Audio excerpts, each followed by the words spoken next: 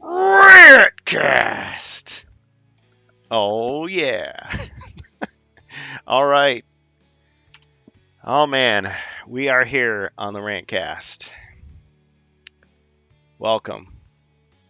Tuesday night, June 24th, 2025. And unfortunately, my co-host, TheStrangeBus, couldn't make it. We wish him well.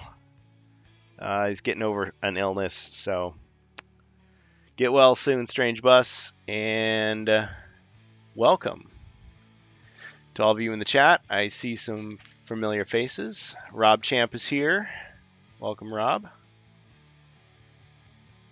Yep. So, as usual, shout out to Suno.com. Suno.com is the source of our AI assisted music, arranged by StrangeBus, lyrics by StrangeBus 2025. Our theme music. All right. And we may have a little bit of a shorter show today, like I said. If any of you happen to be listening live on twitch.tv/TheRantCastPodcast, you can hop into the HeroQuest fans Discord voice channel Quest Talk if you want to join me talking about today's topics. We don't have a whole lot to cover because, again, when StrangeBus is here, he brings a lot of his own topics, whereas I just tend to talk about HeroQuest and maybe a couple other things. All right, so first off, I want to say congratulations to our supporters here on the Rantcast podcast, episode 76. We have 50 followers. Awesome.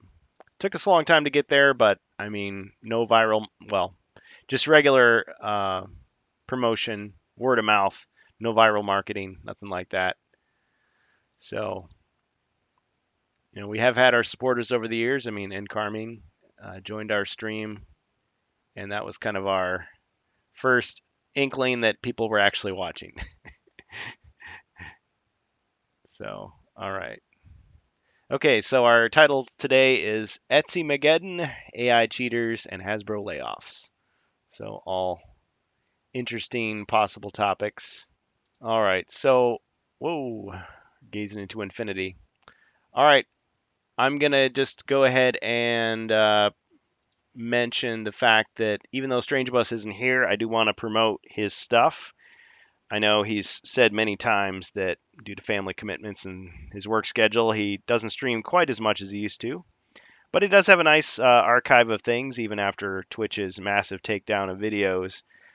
You can check out a lot of his gaming and hardware stuff on twitch.tv/TheStrangeBus. You can check out my stuff on twitch.tv/HeroQuestFans. And of course, you can check both of us out on YouTube. We've got TheStrangeBus. It's TheStrangeBus on YouTube, and XSC3, home of HeroQuest fans, on YouTube.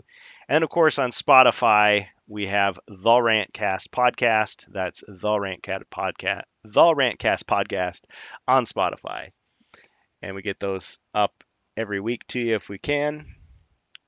We do have Gen Con coming up at the end of next month, so I will be taking the weekend off then.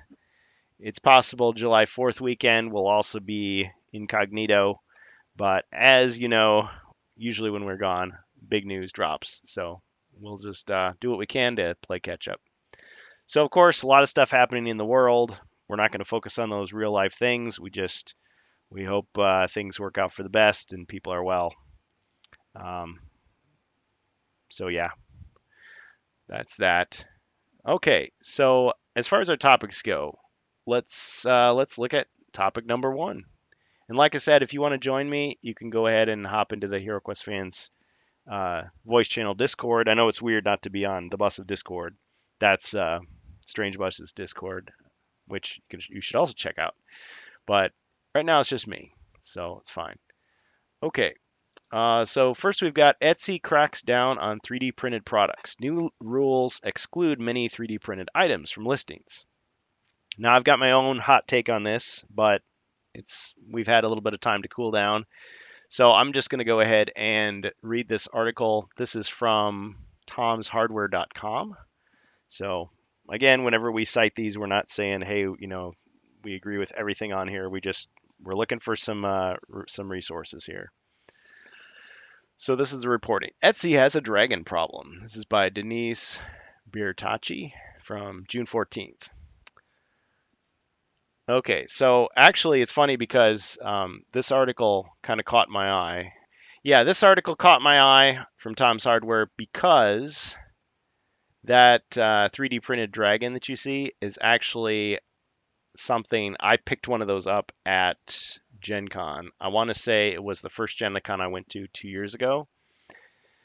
And I was just on my way to some event and I saw there was this woman, I didn't even get her name, but she was running like a little like kiosk of 3D printed stuff. It's like, oh, you can buy the 3D printed stuff at the convention. And I said, oh, do you have any like freebies or giveaways or demos? And she said, this. And so she pulled this. She was wearing. I thought she was wearing at first. Just you're passing by.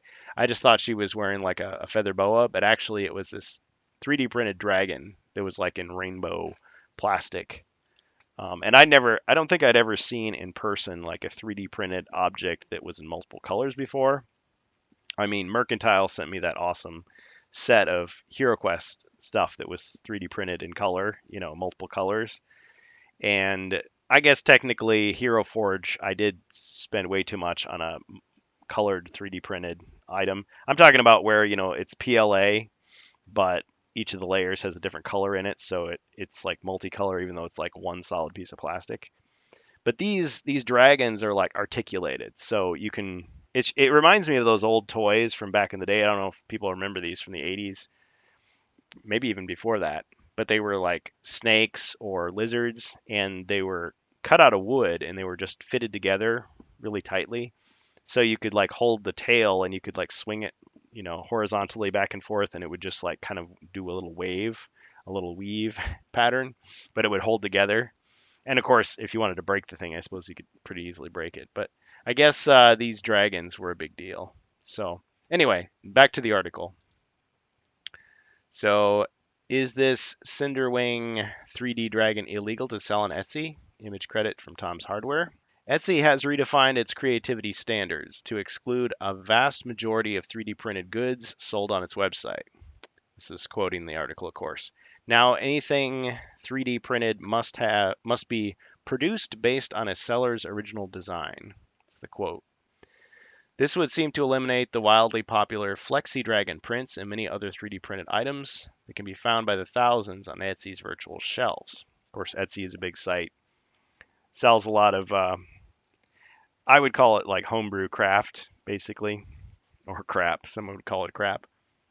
Unfortunately, there's some less than ethical sellers on there, and you got to be careful. Let the buyer beware. I've been burned before on some of the stuff I bought on there, unfortunately.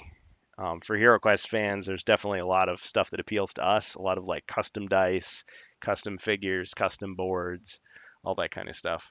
Custom cards. Not official stuff. Okay.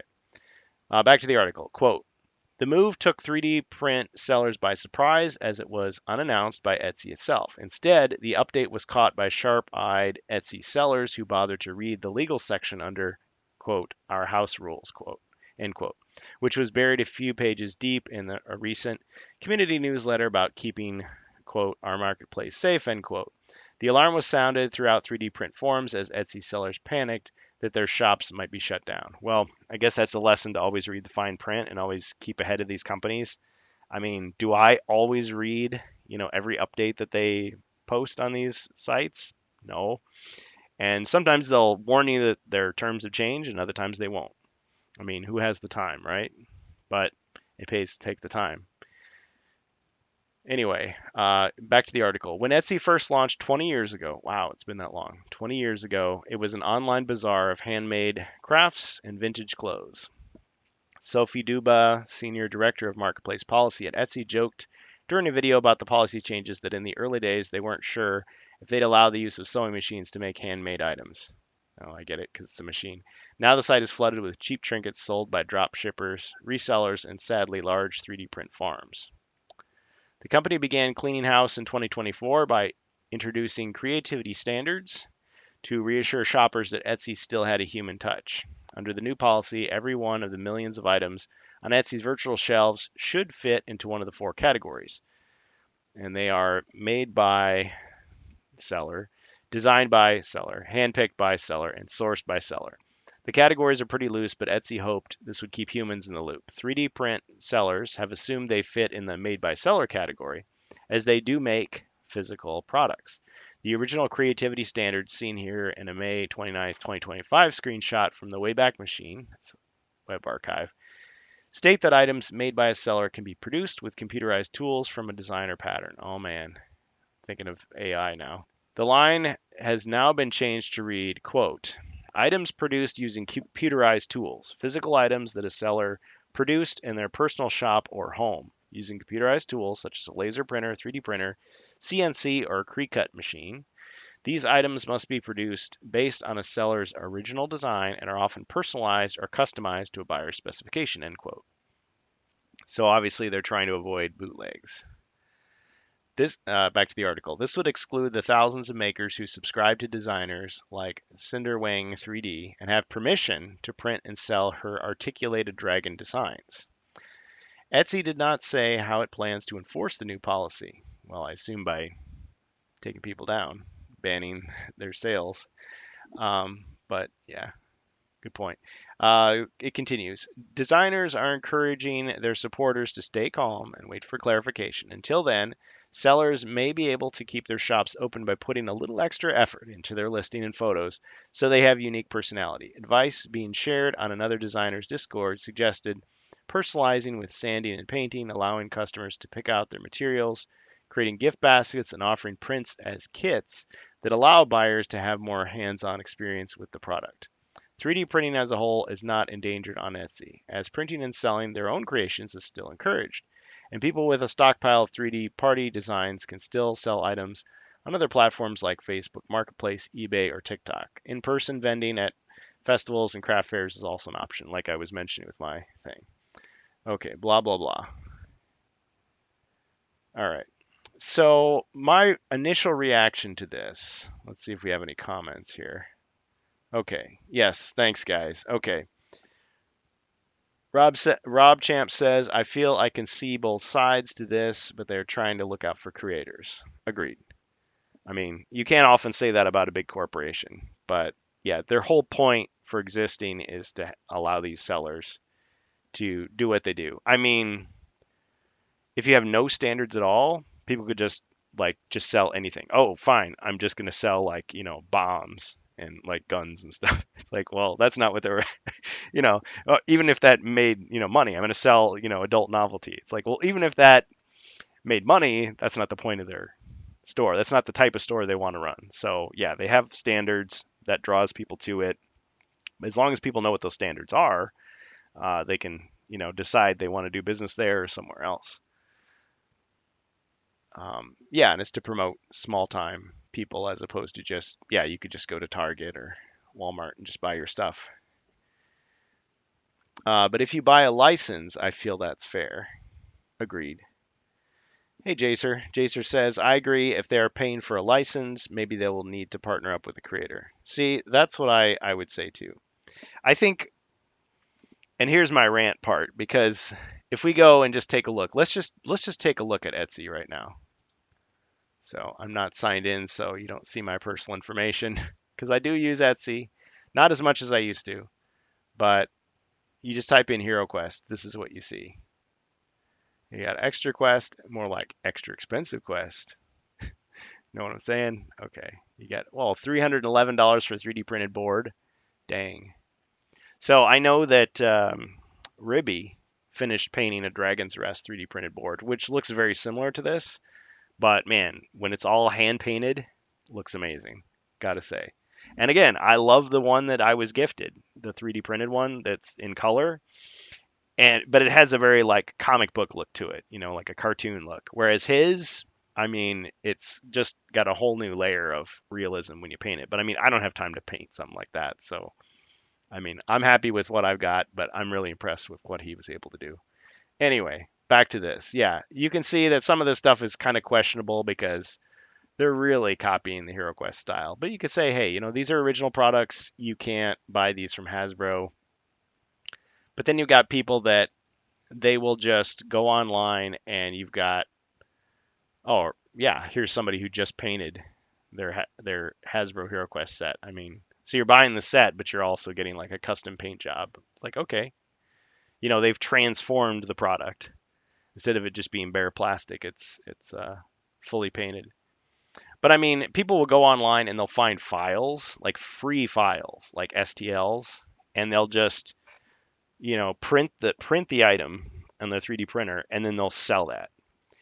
And maybe a few years back, it kind of made sense because not very many people had 3D printers or understood what they even were, or they were so expensive, people couldn't do it, or it's like, oh, it's too big, it won't fit in your house, because you got to have it, in a well ventilated area. You got kids and pets, and you want to keep it away, keep those fumes away from everybody. It's like, but now, I mean, lots of people can afford 3D printers. I mean, I don't have one because I live in an apartment and there's like nowhere to put it, without it being like hazardous to my health. Um, and they've gotten better and better and better.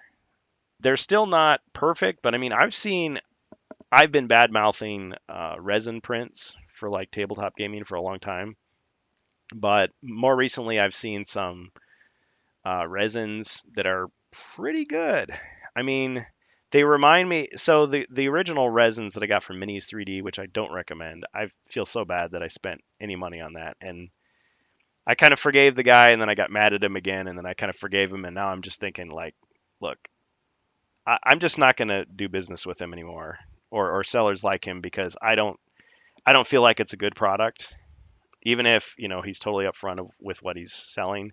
It just is not worth my time. It's just not, because I use miniatures on the table to play the game, not to just paint and like carefully set on a shelf and like not touch it. Like, I just can't do that. I've got to be able to transport it. I've got to be able to play it, and it's got to have some durability.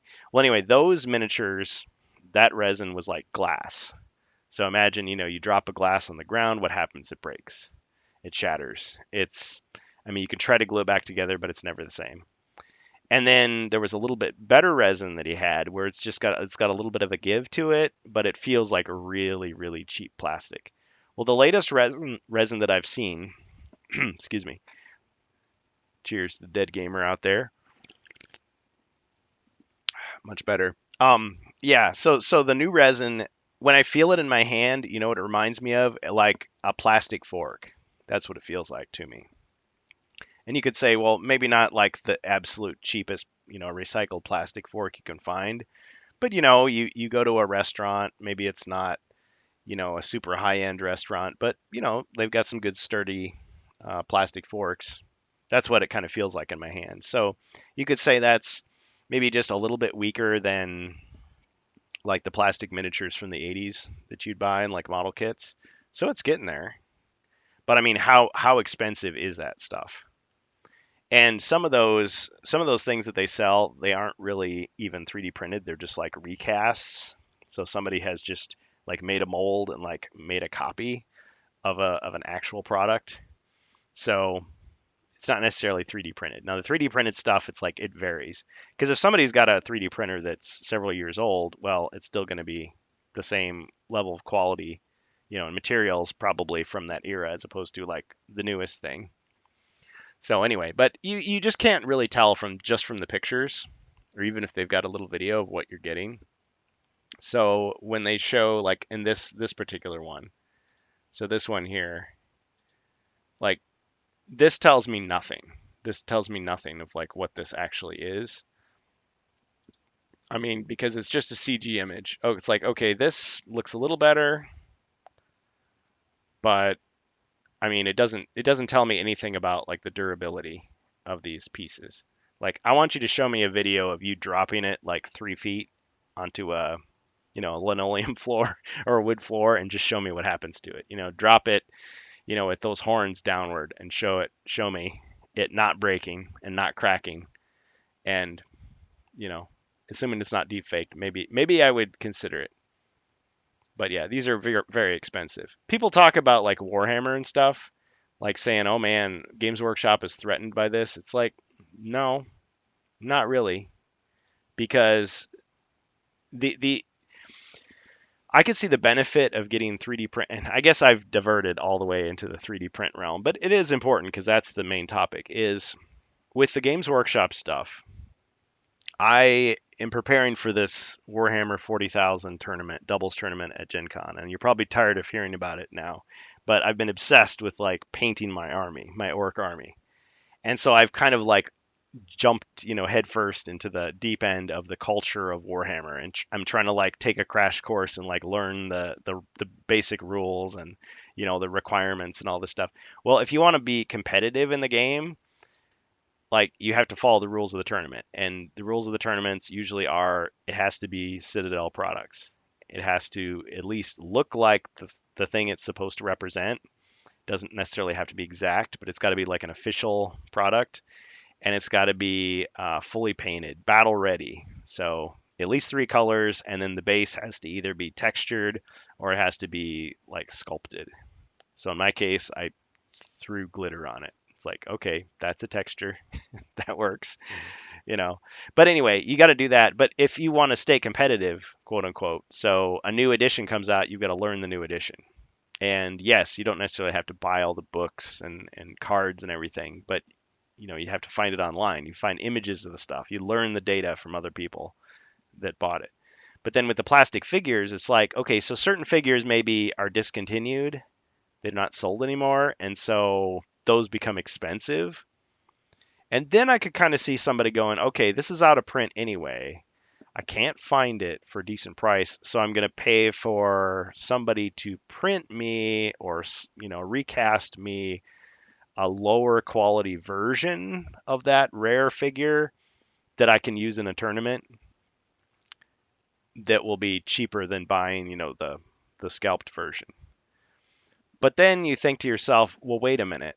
If it's discontinued, it's probably not appearing in tournaments anyway, right? It's out of print because it's no longer official. So really what you're doing is you're getting it because you either want to collect it or you want to play with your friends, like in an unsanctioned game. Because if you're playing in an unofficial game, doesn't matter what Games Workshop says. You could use models from like 1983 and you can mix them all together and you can not paint them and you can make up your own rules. They can't stop you, right?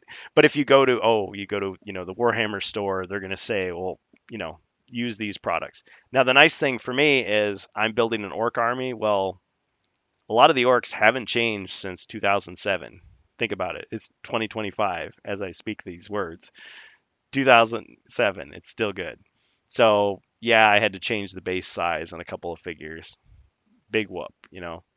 So, but I can see the benefit of the 3D printing. But I mean, it just, as long as the company plays their cards right and doesn't really try to stiff people, like taking things out of print but still keeping them current with the tournament, that might encourage people to do it. Keeping their prices really high might encourage people to go the other route. But if you're letting people homebrew stuff anyway, why do you even need this? Like you could use anything. You could just grab a D&D figure and say, "Yep, that's my Warhammer, character right there." Grab a Reaper miniature. Oh yeah, this guy in armor, that's a Space Marine. Doesn't look like a Space Marine. Well, I say it is, so it is. Okay. You just play like that. Yeah.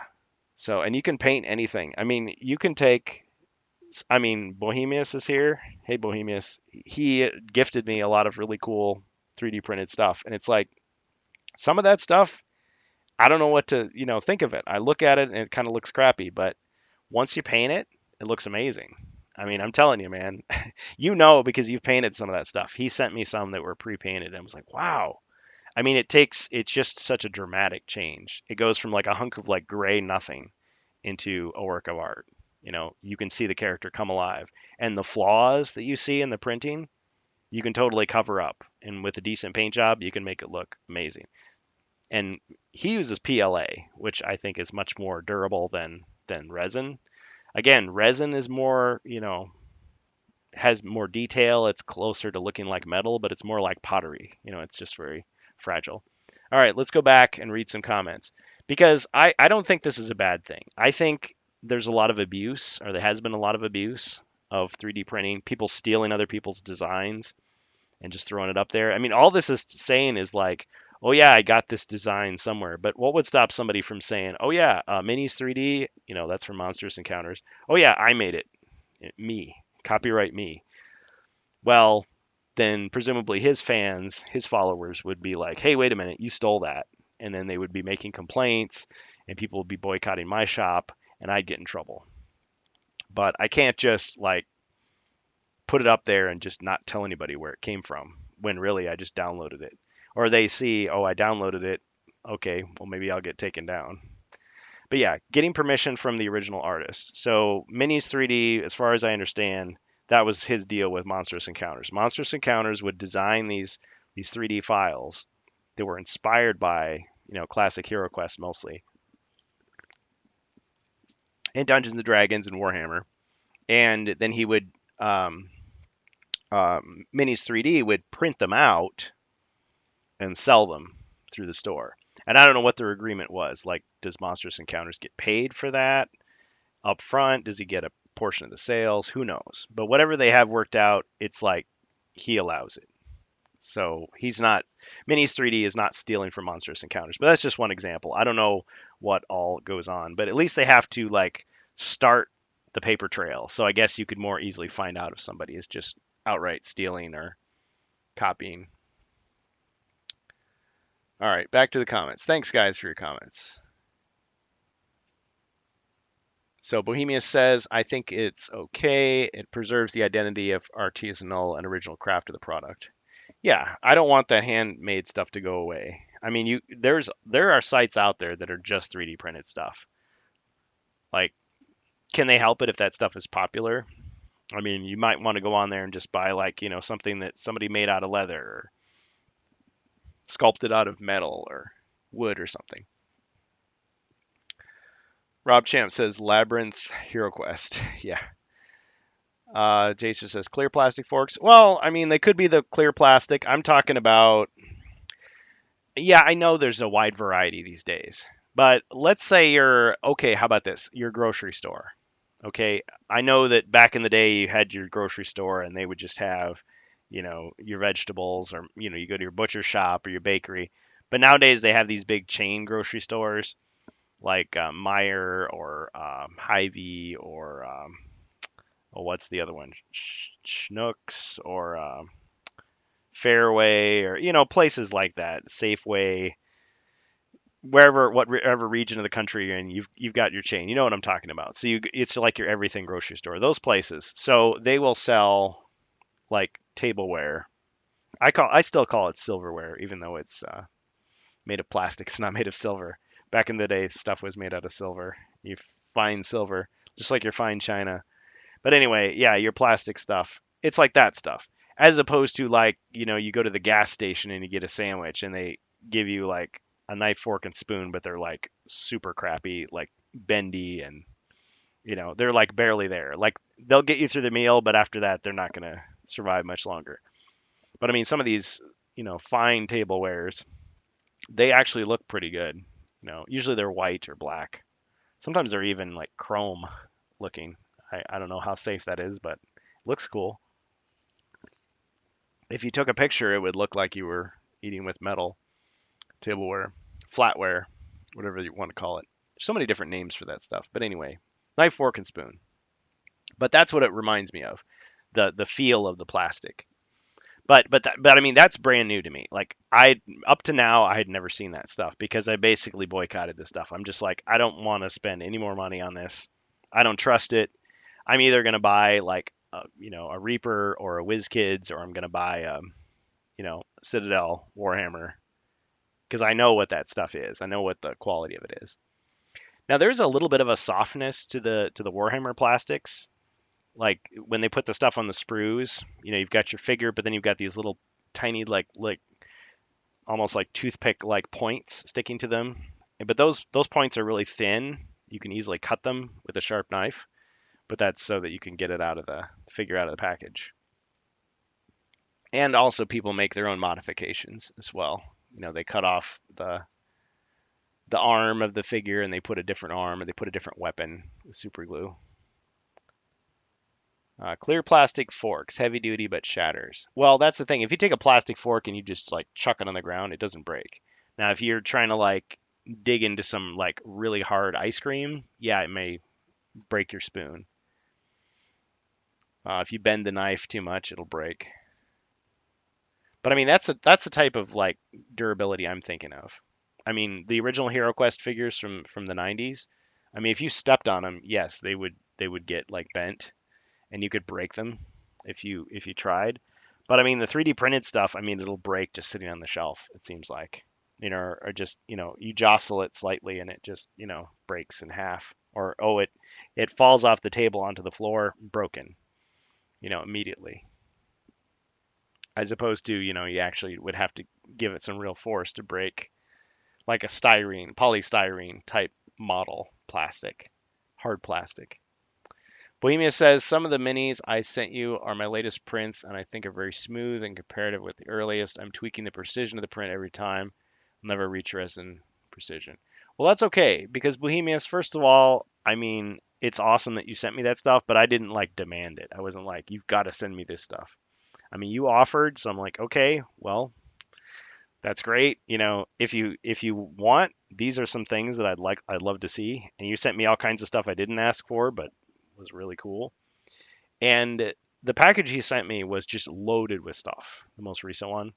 And I haven't shown on camera yet. Sorry, buddy. But yeah, a couple of the things had broken. But the pieces that broke are probably the pieces that you'd expect. Like they're really, really thin, spindly bits. Like imagine, a character who has like a staff and like a tiny little point on the end of the staff that breaks off in the package. But that's just because it's being jostled in shipping. But that's with PLA. But I mean, with resin, you'd never want to do that. I mean, the stuff that Minis 3D sent me, I mean, it was like really wrapped up with like lots of bubble wrap and padding and all kinds of stuff. And even then, some of them still broke. And then, of course, most of them broke after they were out of the box and after the warranty, the implied warranty was over. I mean, he did replace some of the figures, but after a while, he just gave me store credit. I'm just like, no, I really shouldn't have. I should have maybe got one figure and waited a year to see if how it held up. Actually use it on the table and stuff. But instead, I thought, oh well, this is great. I'll just buy, basically the equivalent of like buying a HeroQuest set out of plastic. It's like, nope, not a good idea. But whether it's Mini 3Ds or somebody else, or Minis 3D or somebody else, I just wouldn't do it. I don't recommend it. Whether it's allowed by the terms of service or not, I just wouldn't do it. I would say it's better to just either have a friend or a family member do it for you for free. Buy them a cup of coffee or something, or just get your own 3D printer and you do it, right? Because if it breaks, okay, you just do another one. Whereas, I'm gonna have it shipped, from across the world. Okay, but yeah, thank you, Bohemians. Check the Goblin Netters and Spike Club. Yeah, some of those I'm kind of concerned about, Bohemius, but I mean, again, I didn't pay you top dollar for it, so I'm not worried. It's when you fork over for something expecting it to be like the same quality that you get in a store. No. Rob Champ says there's a Labyrinth expansion for $339.67. Dang. Yeah. I mean, I get it. It's like you create something by hand. It's like, okay, let's ask Ribby if he were here. How many hours did it take you to paint that entire Dragon's Rest set? Oh, how many hours did it take you to 3D print it? Um, I mean, the filament probably cost him pennies, but he put magnets into it. So how much those magnets cost, and then the shipping, like how to, all that. So you can add all this stuff together and say, oh, well, maybe $300 makes sense, as a price, as a fair price. On the other hand, it's like if I were doing it, I mean, it's really cool to have somebody gift that to you. But if I were going to do it, I just want to make it myself. And I would just take as much time as it needed. So if it took me like a year to do it, fine, and then I can be proud of it because, I put all that love into it.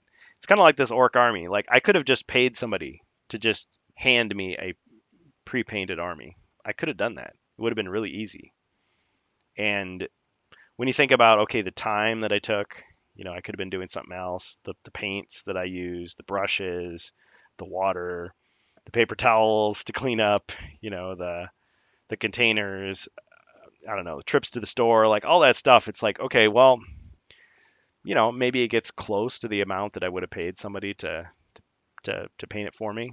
But I get the pride in saying, I did this. This was my design. Even if I told the person, okay, I want you to use these colors and I want it to look like this, still, the fact that I actually did it and the mistakes are mine, the flaws are mine, the little, personal touches, it's all, I did it. And in the process, I like learned a lot more about painting than I ever knew before. I got more practice in, kind of trained my hand, get more confidence. Whereas if I just bought it, I mean, okay, I didn't get that. So there's at the same time there's stuff it's like, okay, I don't have time to make this, or I don't have the talent, or I have no idea. I'm just going to pay somebody else to do it, and maybe it'll inspire me to learn how to do it myself. Like, oh man, this is cool, but I could have done this myself. Now I'm going to learn how to do leather working and make a, leather dice rolling box or whatever it is. But I want to say Ribby also, somebody stole one of his designs, like that he had put online for free and was selling it and slapped their name on it. And it's like, that's not cool. That really sucks.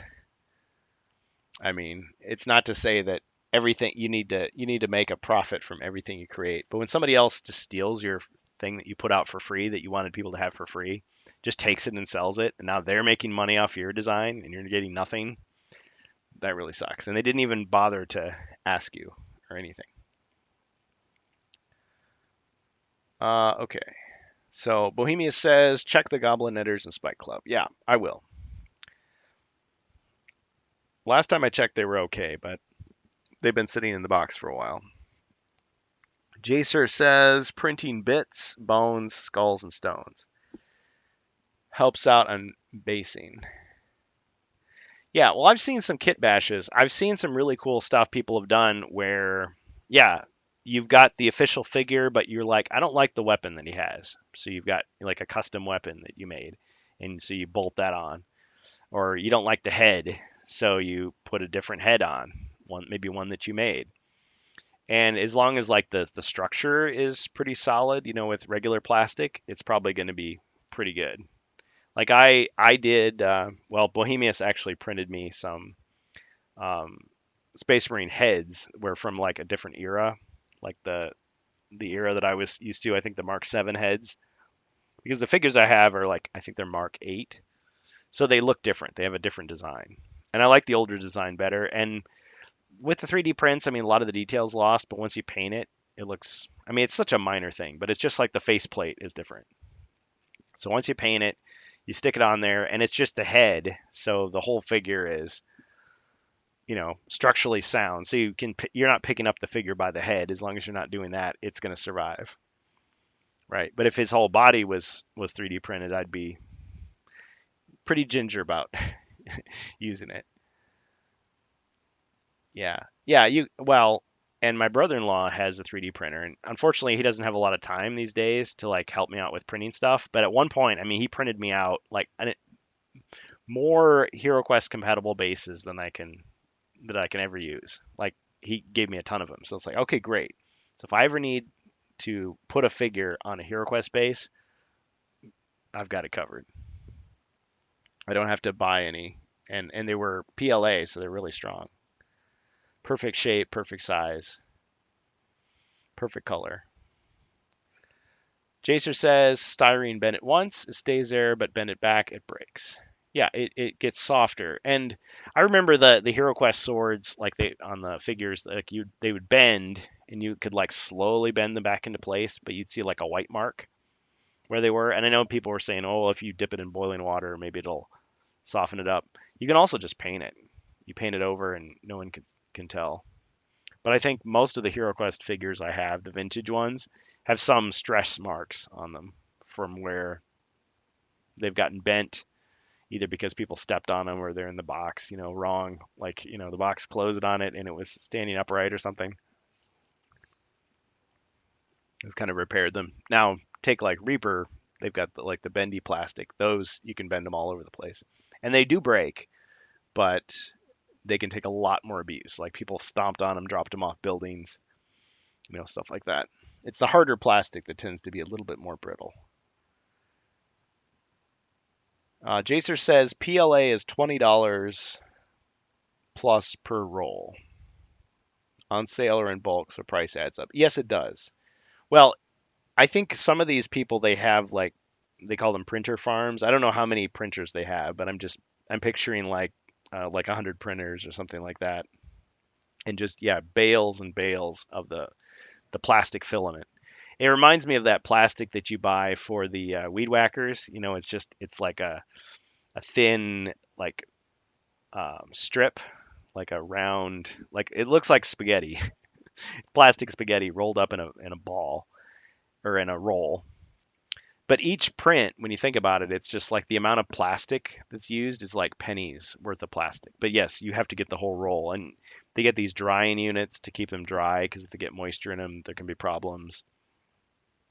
And yes, it might be sitting there printing for like 8 hours to get the thing done, and oh, there's a mistake, so you got to start over and do it again. I mean, there's all kinds of stuff. But these people who do it professionally, I'm sure they have systems to minimize that. Redcast. All right. See, now if I talk like Macho Man the whole time, then I'd really lose my voice. All right. Thanks, Count Cogpox, for showing up. Bohemius Jacer, Rob Champ. This is what you get on the Redcast. Okay. Yeah. So I would say, oh, he says because Games Workshop is not plastic, it's styrene.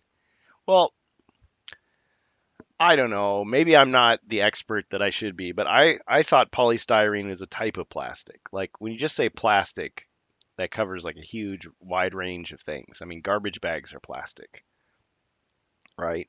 Playing cards technically are plastic coated. Oh, that reminds me of something. My Gen Con badge. So the postman is supposed to deliver it to your door, right? And it says it requires a signature. And Ribby had the right idea on this. I didn't. I'm just like, oh yeah, I'll just be here. He'll ring the doorbell. I'll just pause what I'm doing, go to the door, sign, get it. Never rang. But sure enough, I checked my mail at the end of the day. It's like, oh, never got anything. Well, there's just a little sheet saying, oh, you weren't here. No authorized person was here to accept it. It's like you didn't even try, dude. You didn't even try. It's like, oh, okay. Are they going to redeliver it? So I just thought, okay, the next day I'm just going to go right to the post office and get it. So I get it, sign for it, do all the stuff, show my ID, you know. So I get my badge, and for the last 2 years, I want to say the Gen Con badge was just a little plastic card. Reminds me of like a credit card, right? So it's like, okay. This year, it's like, this is paper. It's like, dang, they're really trying to cut corners. I mean, were they coming from China? Like, are there tariffs on the badges? What is this? I mean, to be fair, it's just a piece of plastic. At the end of the show, maybe you throw it away. I keep it as a souvenir. I mean, it's not super amazing. It's a plastic card, and then it has like just a little sticker, just a little adhesive label that has your name printed on it and your little barcode. Because now the stuff is electronic, so you can have electronic tickets. Because some of my tickets didn't even come, and I'm like, what the heck? Like my tournament ticket, it's not there. That's because it's electronic. So as long as I have my badge, I can get in. But the other tickets, they're pieces of paper. Well, the badge itself, no longer plastic, it's paper. And then I kind of like bent it in my hands, like, okay, this reminds me of like a playing card. The playing cards that you get at the store, they're paper. They're like cardboard, or not cardboard, chipboard, not chipboard, cardstock. It's cardstock, but it's like not laminated, but it's kind of like coated. It has this plastic like coating that's like permeates it, so it has a little bit of a shiny kind of protective surface. It's kind of like impregnated with plastic. I don't know the right term. I've clearly never worked in a factory that makes playing cards. I'm sure there's a Mr. Rogers Neighborhood episode that shows it. But anyway, it reminds me of that. So it's still a quality badge, but I mean, if it rained, I'm not sure that thing would survive. Or if it went through the wash, I think it would fall apart. Well, so anyway, they're trying to cut costs.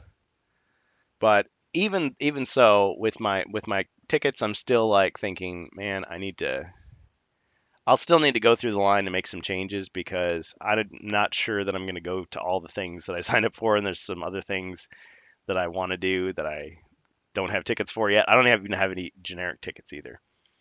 But they kept changing stuff. I mean, the Avalon Hill stuff came very late.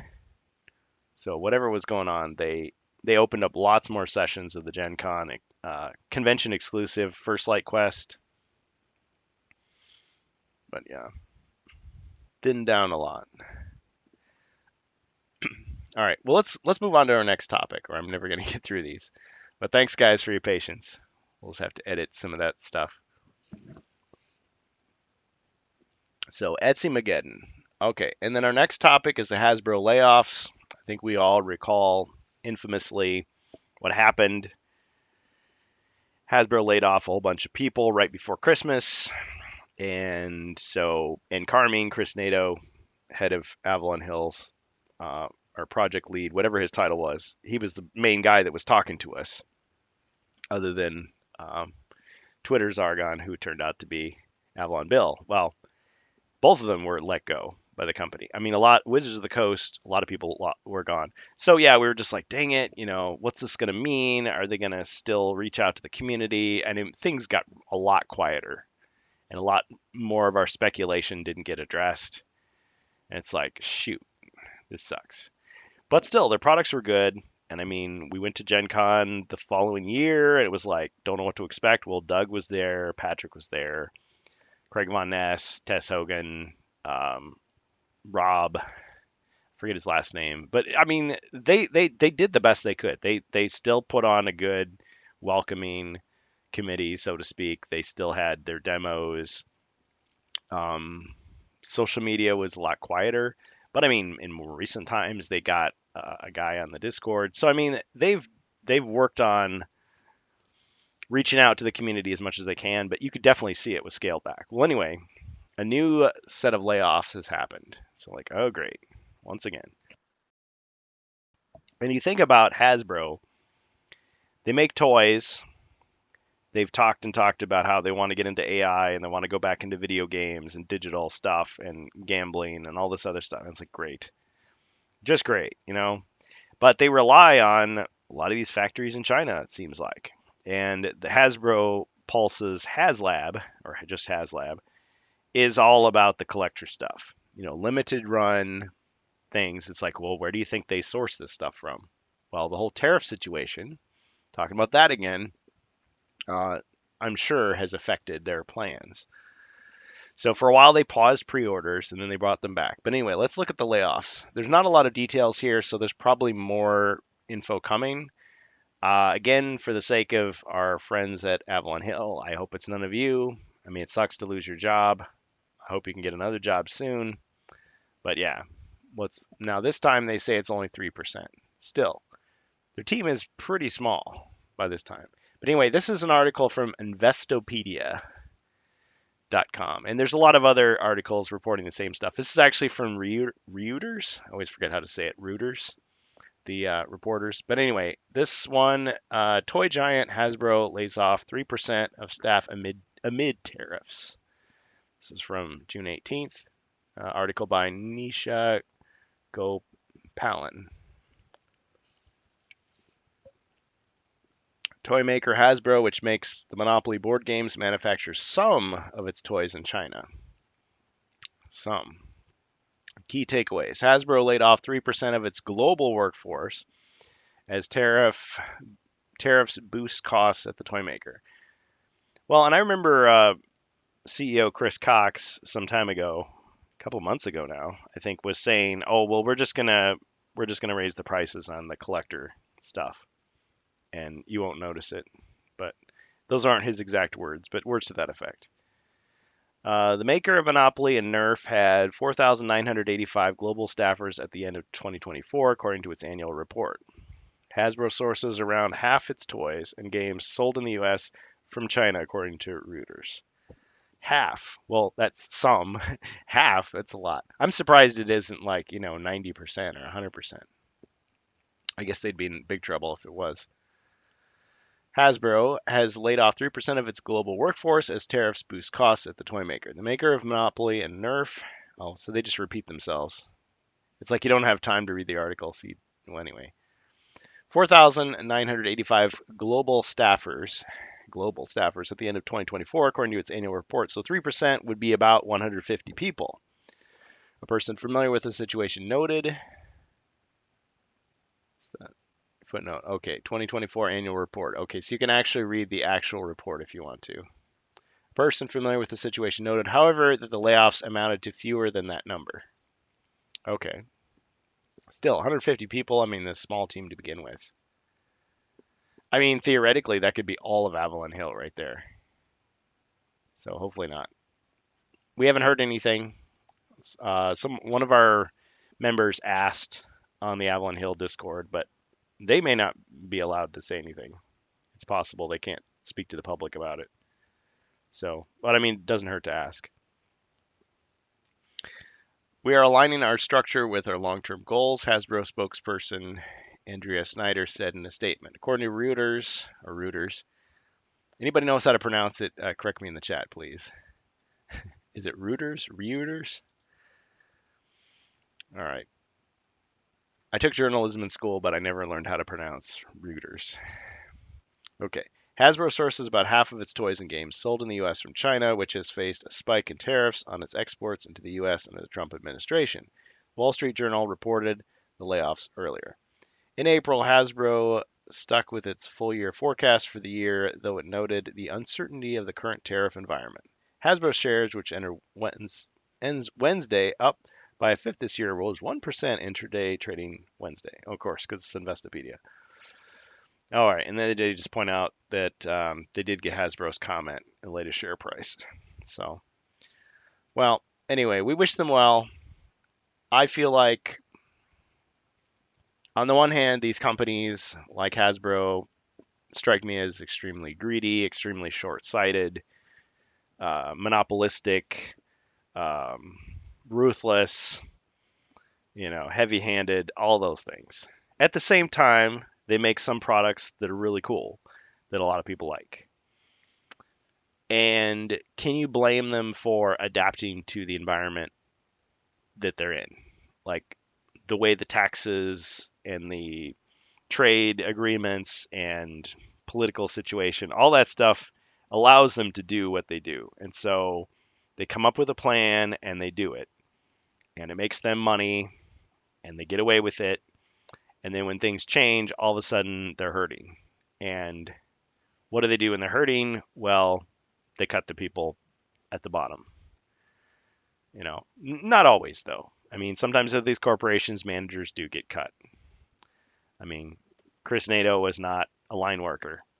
He was a high up guy. They let him go. And that makes sense from a company standpoint because those managers and those higher up people, they get paid more. They get higher salaries. So if you let some of those people go, you save more money than if you just fired, a bunch of temps or a bunch of line workers, janitors, people that answer the phone. But still, it sucks to lose your job. And yes, you can go work somewhere else. I mean, a lot of these companies, those skills can be applied lots of other places. Like if I lost my job, it would suck, but it would be fine because I could find another job at a similar business very easily. It's just the uncertainty in between. You got bills to pay until you get that stability again. At the same time, though, I mean, I remember reading Chris Nato's. I think it was on LinkedIn. He wrote a little article, long after it had happened, but it was just like, just about the fact that it was like this was his dream job. Like he always wanted to work there, always dreamed about it, and then he got it. Worked his way to it, and he did it for many many years. Made good friends, and made products that worked on projects that he was proud of, and then all of a sudden it's over. And it's like you have to just walk away from that. It's like, yeah, that really sucks. I mean, you want to have a career, of doing something you love, and then it's gone. So I get it. There's a real psychological value to having a job that you like, working for a company that you feel like you have a good relationship with. And it's like, it's not personal. It's just business. It's like they cut you. So yeah, you can blame the company policies for sure. I definitely do that. But you can also blame, and we don't get political, but you can blame the political situation, the economic situation, all these other factors that encourage companies like this to do it. And it goes both ways too, because we know that companies like this also use their money to influence, governments, laws, um, even their own customers sometimes, to agitate for policies that benefit them, or at least in the short term, benefit them.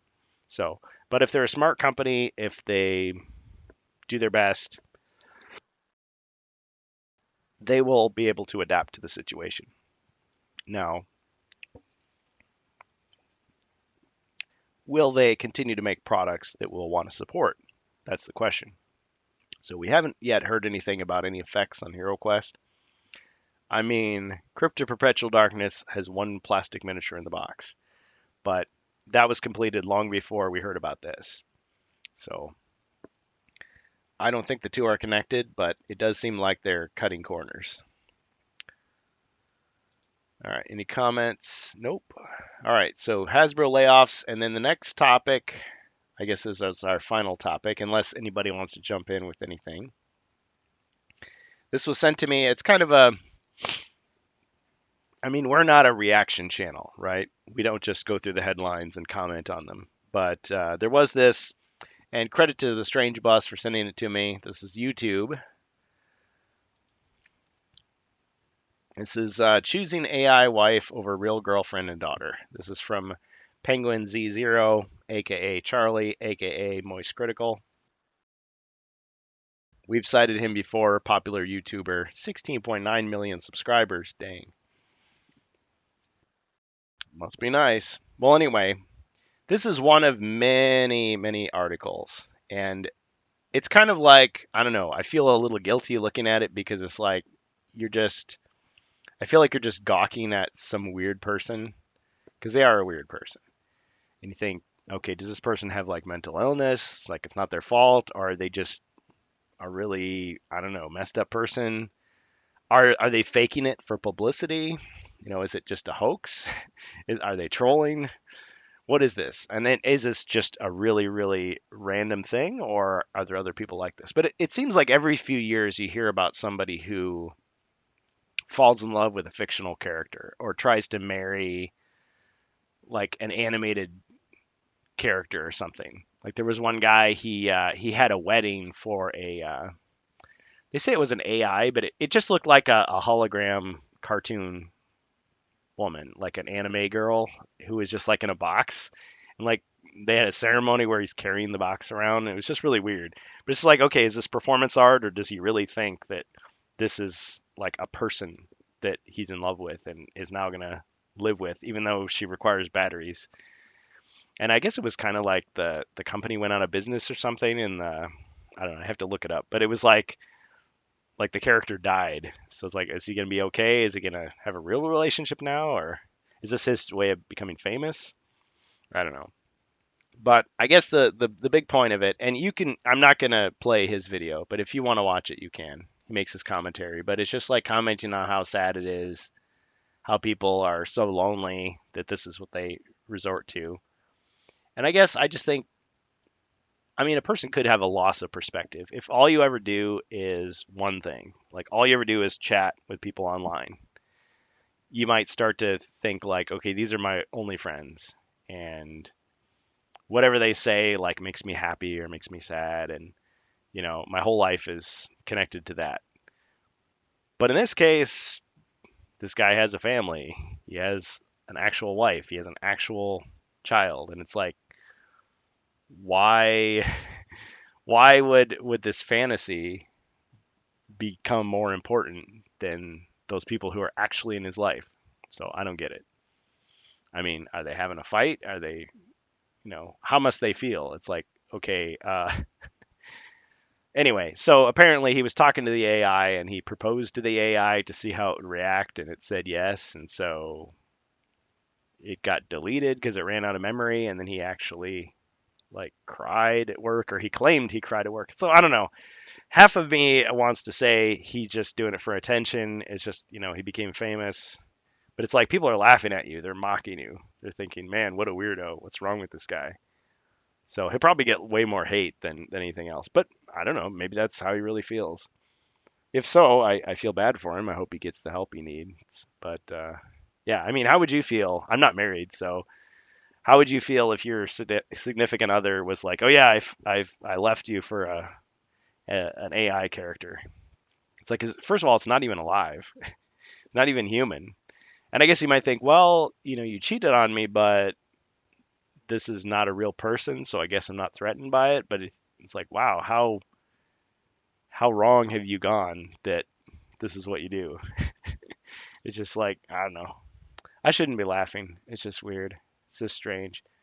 But there's definitely people out there that have problems, and I don't know, whatever it is, but it doesn't sound good. Doesn't sound good for the human race if this is what we're doing. So I hope he snaps out of it. Hope he stops trolling us or gets some help and can help his real family, right? Of course, then you wonder, it's like, did he do this secretly or did they know about it and think, oh yeah, sure, that's what you want to do, go for it? Because I mean, I have a hobby, but it's like if my hobby was, I don't know, distorting my life that much, I would hope that people I was close to would say, hey man, snap out of it. Stop doing that. It's not healthy for you. It's not good for you. So yeah, get out and touch grass, as they say. Enjoy the sunshine. Get off the internet for a while. I mean, I'm one to talk because I'm on here a lot. I'm ranting about stuff, but you just need to realize it doesn't matter if all the stuff online is one way. You have an entire life outside of that. So if people are bullying you online, you just turn it off. Those people are gone. Like their words don't matter, right? Or if you get famous online, woo, well, the people around you have no idea, unless you're like Mr. Beast or something. Like if I saw that guy in the street, I probably wouldn't even recognize him. But it was like he looks vaguely familiar. But it's like, okay, so just because you're famous online doesn't necessarily mean anything. So I don't know. It just seems like yes, people want to be famous, but they don't want the responsibility of fame. So they don't want, you know, their every move to be scrutinized and judged. They want to be praised or maybe gawked at, but that's it. And then you want to shut it off and be private again. It's like you can't do that when you're a celebrity, you're a public figure. So it's not like now everybody's a public figure. It makes you think about, you know, fame and all that. 15 minutes of fame, 15 seconds of fame. People doing crazier and crazier things to try to get noticed. But to me, you should think that the people around you would matter more because they're actually there. They're actually in your presence. They can actually do things for you. They aren't just, somebody who just sees a name or a picture. They actually have an intimate connection with you, even if it's just the people at the store. So it makes you think about all those aspects of human life, day to day. We need a human connection. And I get it. If you're like living in Antarctica and somehow you're the only person there, like at a base or something, and the only people to keep you company, or you're in a space capsule, the only people to keep you company are on the radio or something like that. It's like, okay, you're making do. But most of us have access to other people, right? Other people you can talk to, meet with, play games with, have meals with, even if it's just small talk, chit chat. People are shy. Well, you're not going to get over your shyness by just talking to fictional characters online. I mean, these AI are programmed to either manipulate you or just do what you want, right? But in a relationship, there's a give and take. So you make friends with someone, but you might make your friend angry, or they might make you angry or sad, right? So then what do you do about it? Do you just stop being friends, or do you try to work it out, have a conversation? You think about all the dynamics, and it's like there's risks because they can make you upset. And if they get hurt, you're sad. If they die, it's devastating. You feel a loss, right? So all those things are true. But also there's great rewards. So they have a success, you feel good for them, They do something for you and you're like, yes, or you want to do something for them because you care about them, right? Maybe you like them, maybe you love them. So that's an amazing thing. Whereas with an AI, it's not even artificially intelligent. It's not even alive, right? It's just imitating the responses that you would expect or that you would want. So yeah, but ultimately it's like saying, "Oh, I'm in love with my toaster." I mean, it's a good toaster, but it's not a person. It's not a companion. It's not something you can have a relationship with. It's fake. It's just you. It'd be just like you imagining in your head like a fantasy. So anyway, it'll be interesting to see how the world goes. But if more people sort of get sucked into this like this guy, I don't know.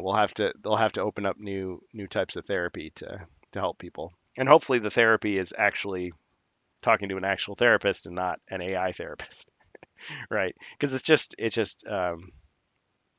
gathering data from different people, or it's a imitation of somebody else's personality. It's not actually able to care. It's not actually able to feel, actually able to reach out and help you.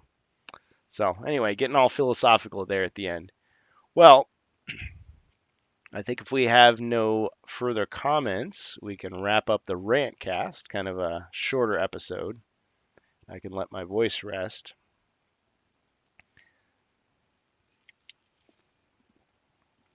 I'll be doing a lot of painting over the next few days. I'm hoping to get the majority of my orc army completed this week. I think by the end of the weekend, I should be able to have it all done. Of course, when I say done, that's not necessarily like completely finished, but at least it's table ready, like ready to go for the tournament. So that's my goal.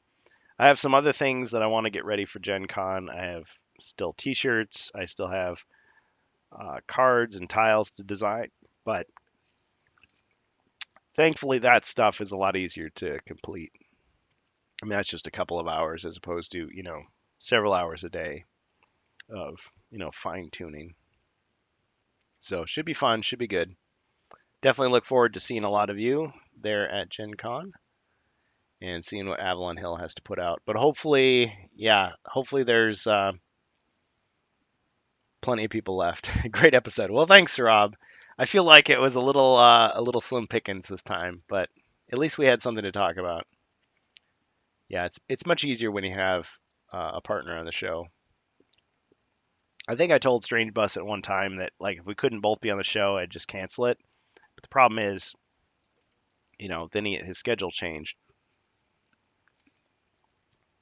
and it's not like he's going to be replaced by somebody else. And I can't ask you guys to be co-hosts every week either. I know everybody's schedule is different, and like a 9 o'clock time slot, it's really difficult.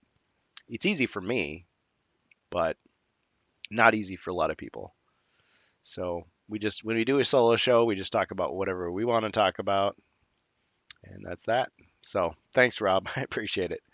Thanks for the kind words. All right, guys. Well, thanks for making the Rantcast podcast what it is. We'll put this up on YouTube within a day or so, and eventually get it onto Spotify. That usually takes a couple extra days. And then looking forward, we have this weekend. Yeah, I just don't know. I mean, sometimes things happen, but as far as I know, this weekend we're going to be able to do our HeroQuest fan streams on Friday and Saturday. So Friday that's 2:15 till whenever p.m. Central Standard Time, and then Saturday it's 7 to 9 p.m. Central Standard Time.